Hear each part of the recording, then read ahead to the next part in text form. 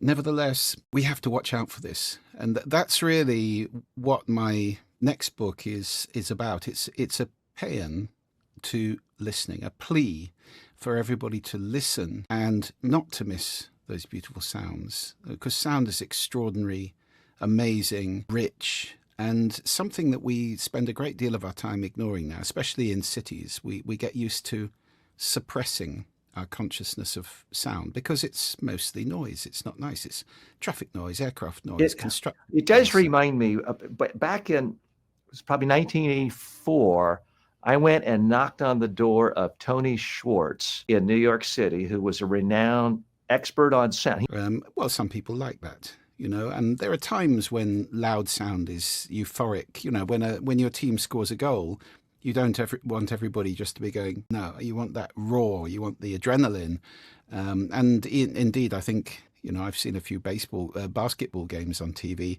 The noise is part of the experience, isn't it, in that sport, in your country? So, noise can be positive, or loud sound can be positive in certain circumstances. But certainly if you're talking about the very health-giving sounds of nature, wind, water, birds, then I'd rather be listening to gentle surf or a babbling brook than a mighty waterfall or vast waves crashing. There's a kind of violence about those sounds which is intimidating and not necessarily very pleasant, especially over a long period of time. So Julian, I'm gentle sure you follow the trends too. There's a new book out by Jonathan Haidt, The Anxious Generation, where he documents how children today are essentially going from a play-based childhood outdoors, playing unrestricted in nature, to an indoor cell phone screen-based childhood. Kids are just simply not hearing nature. I try to go for a walk on the beach every day without a cell phone.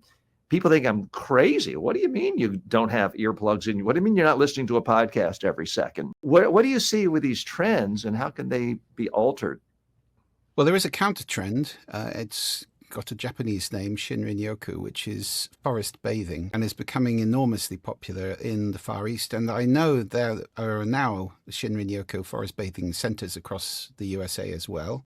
There's another movement, which is Quiet Parks International, who list the quieter places in the world if you want to go and experience tranquility in nature.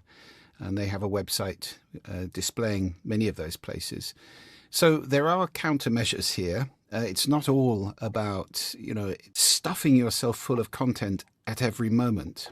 We have this FOMO in the world now, which I think is very sad. People sitting in bed next to their partner at midnight doing email. People, as you say, walking through a beautiful forest with headphones in, listening to somebody speaking. What a tragic waste of gorgeous sound.